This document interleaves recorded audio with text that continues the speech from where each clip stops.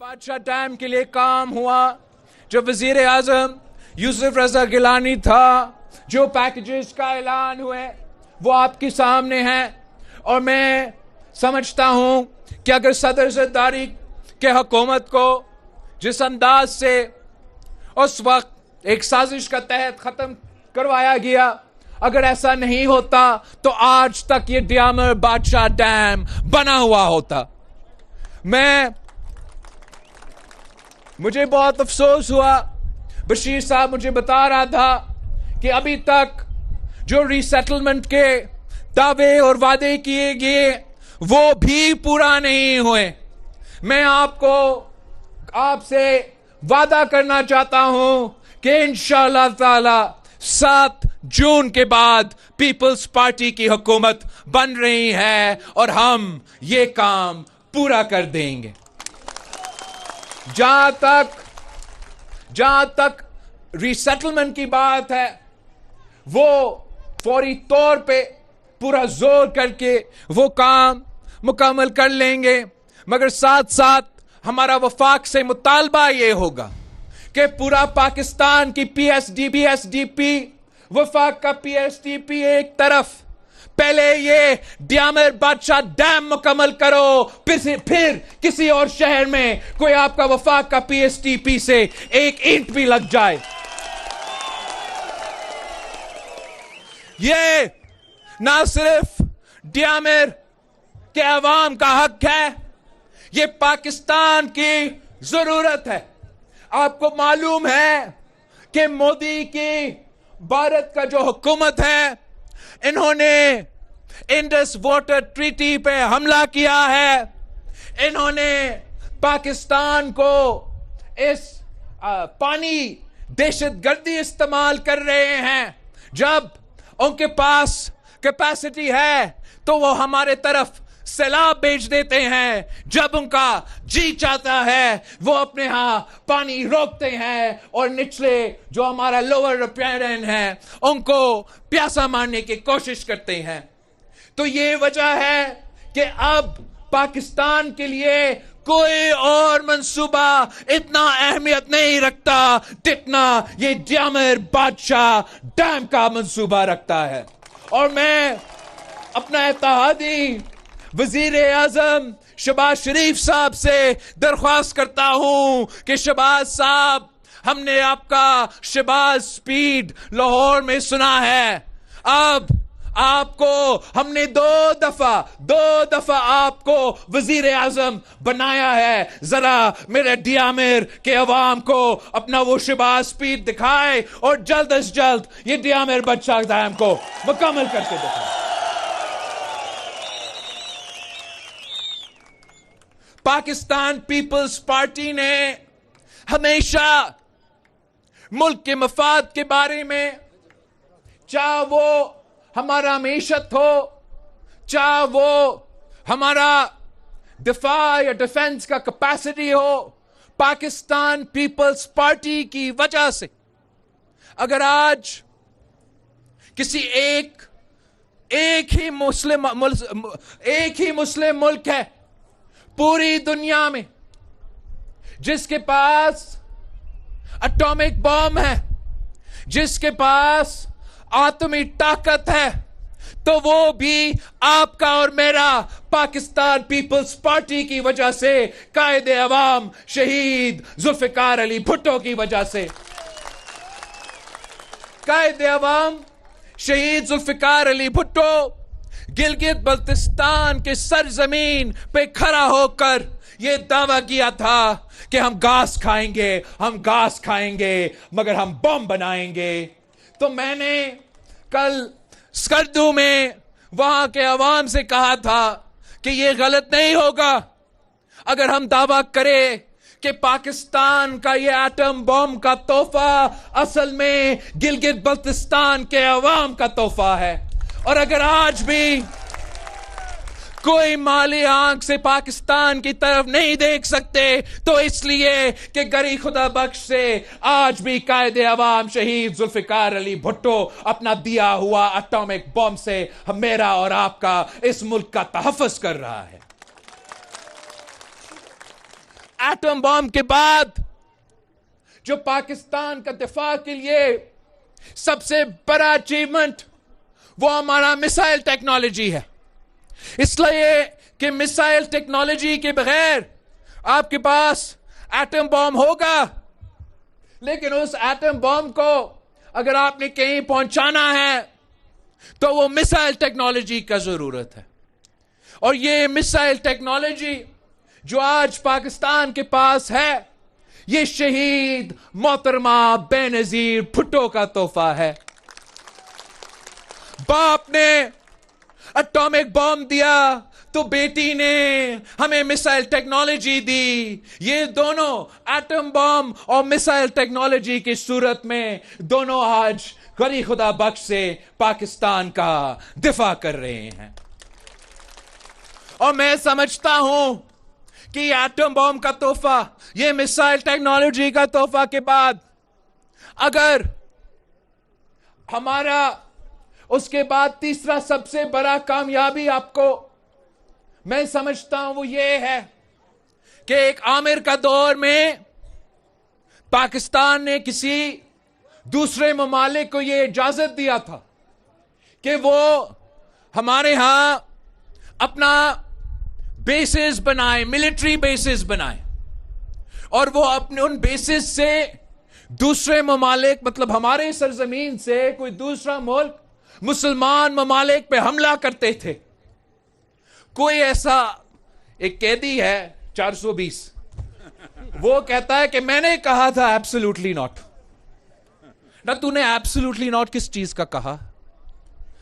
इनका हुकूमत आने से पहले, मियां साहब का हुकूमत आने से पहले, मुशर्रफ का हुकूमत के बाद एक ही ऐसे मर्दे हुर का हुकूमत था जिसमें ये हिम्मत था, जिसमें ये बहादुरी था, जिसमें ये ताकत था कि उसने एक लात मार के वो तमाम बेसिस बंद किए और हमारे उन मेहमानों को खुदाफिज कह दी। और मैं अब समझता हूं, जब मैं देखता हूं कि इस ईरान जंग में किस किस्म का जुल्म हो रहा है, तो मैं समझता हूं कि एटॉमिक बॉम्ब के बाद, मिसाइल टेक्नोलॉजी के बाद, ये पीपल्स पार्टी की तीसरी सबसे बड़ा कारनामा है कि उस मुल्क का हमने वो बेसिस बंद कर दिया। अगर हम बंद नहीं करते तो फिर वो कैदी कह सकता था कि एब्सोल्युटली नॉट। हमने तो बंद कर दिए थे वो बेसिस, किस चीज का एब्सोल्युटली नॉट। ये कामयाबी, ये बहादुरी सिर्फ और सिर्फ पाकिस्तान पीपल्स पार्टी ने तारीखी तौर पे आपको दिखाया। जब कायदे अवाम शहीद जुल्फिकार अली भुट्टो ने मुस्लिम उम्मा को ये एटॉमिक ताकत दिलवाया था, उससे पहले एक अमेरिका का सेक्रेटरी ऑफ स्टेट होता था हेनरी किसिंजर, उसने कायदे अवाम को वार्न किया था कि आप ये एटम बॉम्ब ना बनाएं, हम आपका बुरा एग्जाम्पल बनाएंगे आपका। मगर कायदे अवाम शहीद जुल्फिकार अली भुट्टो किसी से नहीं डरता था, किसी के सामने नहीं झुकता था। उसने जान की कुर्बानी दे दी, मगर वो मुस्लिम उम्मा को ये एटॉमिक ताकत दिलवा दिया था।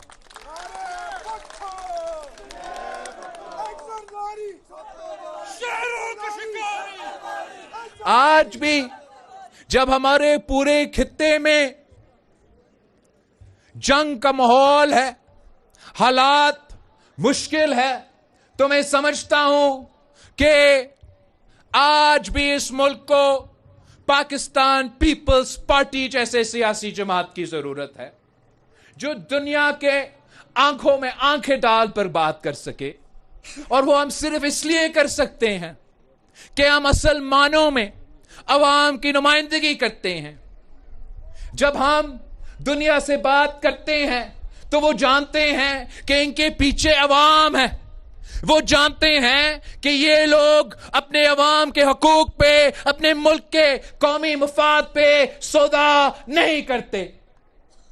तो आज भी इन मुश्किल हालात में मैंने और आपने जिद्दोजहद करना है। हमने गिलगित बल्तिस्तान में पाकिस्तान पीपल्स पार्टी की हुकूमत बनानी है और इंशाअल्लाह ताला 2 साल बाद पाकिस्तान में भी इलेक्शंस होंगे और हमें वहां भी पाकिस्तान पीपल्स पार्टी की हुकूमत बनाना पड़ेगा।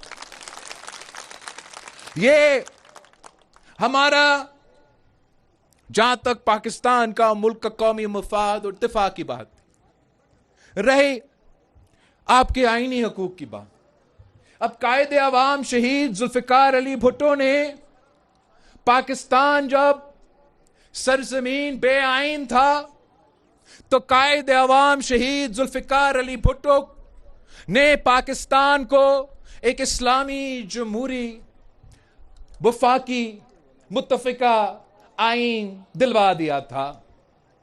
अब हमारा गिलगित बल्तिस्तान सरजमीन बेआइन है, तो अब कायदे अवाम का नवासा ने और गिलगित बल्तिस्तान के अवाम ने जिद्दोजहद करना है ताकि हम इस सरजमीन बेआइन को भी आइन दिलवा सके, आईनी तहफ़्फ़ुज़ दिलवा सके।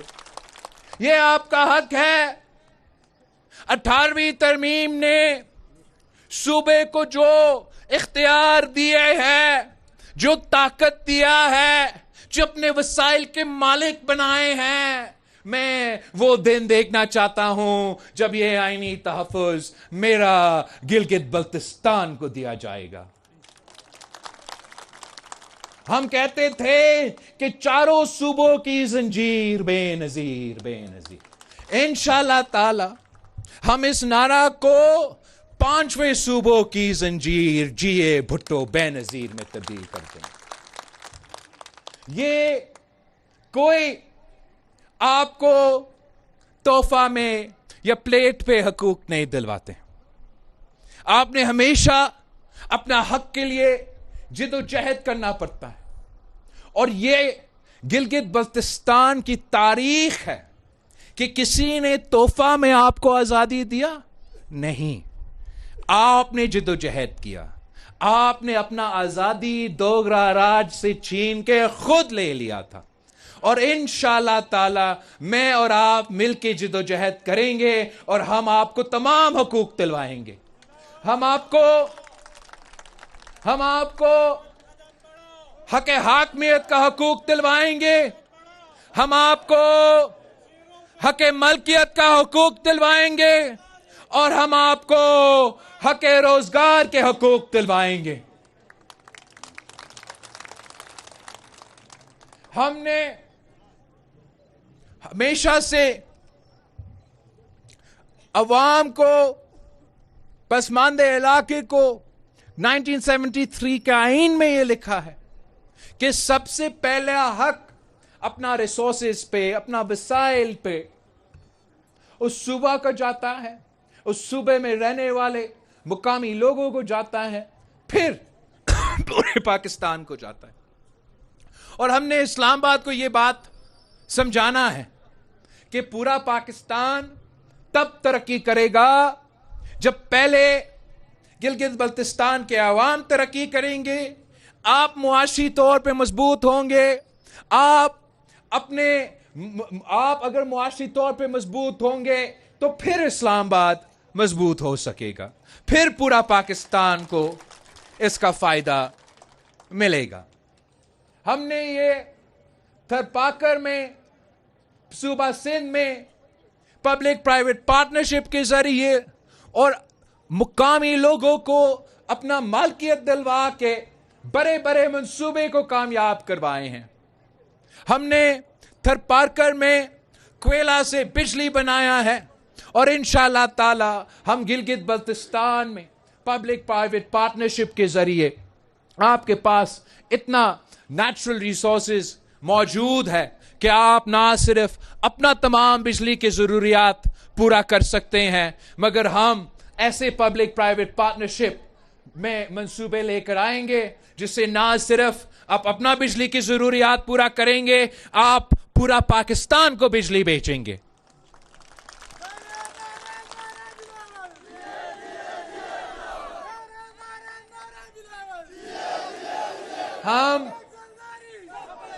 हमारा नारा रहा है रोटी, कपड़ा और मकान।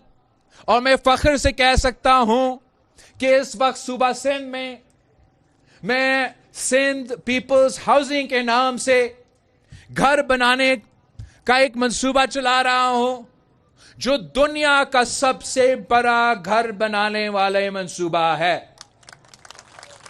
20 लाख घर बन रहे हैं। और हम ये ना सिर्फ 20 लाख घर बना रहे हैं, मगर इन घर का मालिक, जहां ये घर है, उन जमीन का मालिक को भी, और घर में रहने वाले को हम बना रहे हैं। तो अब ये मंसूबा ना सिर्फ दुनिया का सबसे बड़ा घर बनाने वाले मंसूबा है, मगर कायदे अवाम शहीद जुल्फिकार अली भुट्टो के लैंड रिफॉर्म्स के बाद ये पाकिस्तान में सबसे बड़ा लैंड ट्रांसफर का मंसूबा है, जिससे हम ये गरीब खानदानों को, ये 20 लाख खानदानों को अपना घर का और अपना जमीन का मालिक बना रहे हैं। और ये इतना बड़ा मंसूबा है कि 20 लाख घर बनाने के लिए हमने अभी तक, और इस नंबर में इजाफा होगा, लेकिन अभी तक 1 मिलियन जॉब्स इस मंसूबे के तहत सूबा सिंध के अवाम को मिला है। यह मंसूबा तब शुरू हुआ जब सिंध में सैलाब आया, कुदरती आफत हुआ। यहां भी गिलगित बल्तिस्तान में आपको कुदरती आफत का सामना करना पड़ता है। और मैं चाहता हूं कि गिलगित बल्तिस्तान में भी हम Gilgit Baltistan people's housing initiative शुरू करें, ताकि उन खानदानों के लिए जो इन कुदरती आफत में मुतासिर हो, तो सूबाई हुकूमत और वफाकी हुकूमत ने उनका खिदमत करना है, उनके लिए ऐसे घर बनाने हैं कि अगर अगली बार ऐसा कोई कुदरती आफत आए तो उनका घर का कोई नुकसान ना हो। और हमने ऐसे मंसूबे लेकर आना है जिसके नतीजे में यहाँ के नौजवानों को उसी अंदाज में रोजगार के मौके पैदा हो।